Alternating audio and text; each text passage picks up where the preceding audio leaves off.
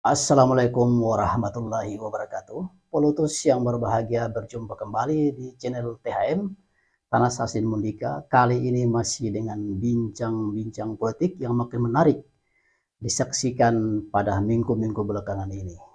Seperti diketahui bahwa di awal tahun 2023 ini, pada bulan Januari, beberapa partai politik, beberapa lembaga survei mulai dari akhir Desember telah merilis peluang dari partai-partai yang ada, yaitu 15 partai, dan dari beberapa lembaga survei seperti Indobarometer, Poltranking, LSI, dan lain-lain itu telah hampir mirip-mirip menyatakan bahwa PDIP masih pada posisi teratas, kemudian disusul oleh partai-partai lain, Gerindra, kemudian Golkar, dan seterusnya.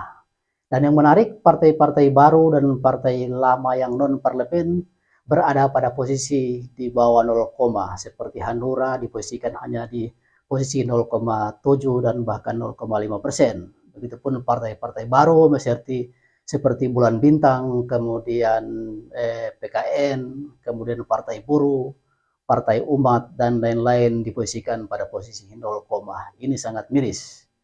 Nah, yang menjadi perhatian saat ini ada sebuah informasi baru bahwa ada sebuah partai yang pada tahun 2019 lalu sudah pernah ikut pemilu seperti PSI dan partainya Tommy Soeharto, itu yang sudah tidak ikut pemilu saat ini, tidak gugur, yaitu Partai Berkarya, tapi saat ini diprediksi bisa tembus ke Senayan pada tahun 2024, yaitu Partai Indonesia Raya, Partai Persatuan Indonesia atau Perindo, Perindo yang digawangi oleh Haritanu.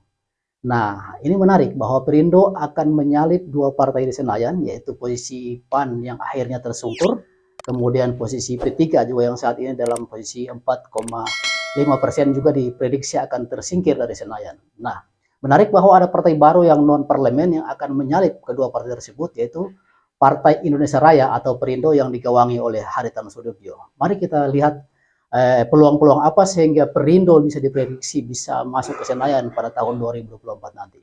Yang pertama, kita ketahui Perindo yang dideklarasikan pada 7 Januari 2015 lalu, yaitu sekitar 8 tahun lalu, telah melakukan berbagai kegiatan dengan kegiatan-kegiatan ekonomi yang sampai hari ini mungkin sudah membuahkan hasil. Misalnya ada warung-warung rakyat yang dibangun hampir di seluruh Nusantara. Jadi ada dobrakan-dobrakan Partai Perindo yang 8 tahun ini sudah membuahkan hasil.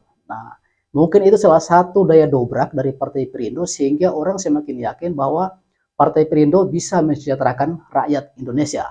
Sehingga ada ketika disurvei ada kemauan rakyat untuk bergabung dan menjadi simpatisan rakyat Perindo. Nah, kemudian yang kedua, ya seperti kita ketahui beberapa waktu lalu Perindo telah merekrut sejumlah tokoh. Yang paling fenomenal yaitu bergabungnya mantan gubernur NTB, Tuan Guru Bajang, yang diposisikan sebagai wakil ketua umum. Jadi ada magnet tersendiri ketika Tuan Guru Bajang ini ditarik oleh Partai Perindo untuk bergabung dan memperkuat posisi barisan Partai Perindo. Jadi Tuan Guru Bajang ini bukan cuma berpengaruh di Lombok dan sekitarnya, tapi mungkin di Indonesia juga masih punya pengaruh. Begitupun ada tokoh-tokoh lain yang tokoh-tokoh muda berpengaruh seperti mantan pengurus KPU, komisioner KPU yaitu Peri Rizky Kurniansah, itu kan bekas komisioner KPU beberapa tahun yang lalu juga sebagai tokoh muda, sebagai aktivis yang tidak hanya mempunyai kekuatan di Jawa Barat, tapi juga mungkin di Indonesia. Dan masih banyak tokoh-tokoh lain yang direkrut oleh Perindo, dan ini menjadi magnet dan daya tarik sehingga Perindo ketika disurvei pada akhir Desember dan awal Januari ini mencengangkan, dikatakan Perindo punya peluang untuk menembus parliamentary threshold abad presiden dan menyalip dua partai yang telah ada. Itu yang terjadi. Jadi ada 3 hal yang menjadi kekuatan besar sehingga Perindo bisa diprediksi memasuki Senayan pada tahun 2024. Tadi yang pertama bahwa kegiatan-kegiatan ekonominya, terobosan-terobosannya sudah berjalan dan mungkin sudah dirasakan oleh masyarakat Indonesia, sebagian masyarakat Indonesia.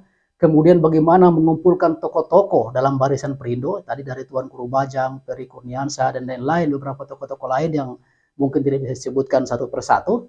Kemudian yang ketiga ya seperti kita ketahui bahwa Perindo adalah ketua umumnya adalah pemilik kerajaan media di Indonesia dari RCTI itu dan beberapa media lainnya. Jadi serangan udara yang cukup masif nantinya kemudian kekuatan finansial yang begitu kuat, makanya Perindo mungkin tidak kesulitan untuk membangun daya dukung yang begitu besar menghadapi pemilu tahun 2024. Sehingga ini tiga kekuatan atau tiga langkah-langkah besar yang dilakukan Perindo, sehingga Perindo membuat kejutan bahwa pada tahun 2024 nanti bisa tembus di Senayan. Padahal waktu verifikasi faktual dan administrasi kemarin, Perindo banyak juga membuat masalah. Contohnya di Sulawesi Tengah, di Kabupaten Banggai Laut, itu pengurusnya sampai mundur semua itu karena tidak disesuaikan antara pengurus provinsi dan kabupaten. Namun karena Perindo sudah punya sumber daya yang lebih, sudah punya kekuatan yang mumpuni, itu langsung cepat digantikan oleh orang lain dan itu tidak jadi masalah.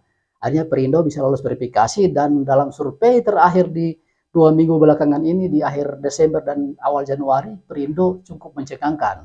Diprediksi bisa tembus ke Senayan menggantikan dua partai yang telah ada. Nah, Polotus dimanapun berada ini sebuah kejutan politik di tahun 2024 bahwa ya upaya-upaya dari Haritanu Sudibyo kalau misalnya Perindo bisa tembus ke Senayan ini membuahkan hasil. Jadi ada upaya-upaya yang cukup lama diperjuangkan, 8 tahun lamanya. Jika ini Perindo bisa masuk ke Senayan, maka ini adalah harus diakui sebagai sebuah ikhtiar, sebuah keringat lelah dari orang-orang Perindo yang telah berjuang cukup lama, dan juga ini harus diapresiasi seperti itu.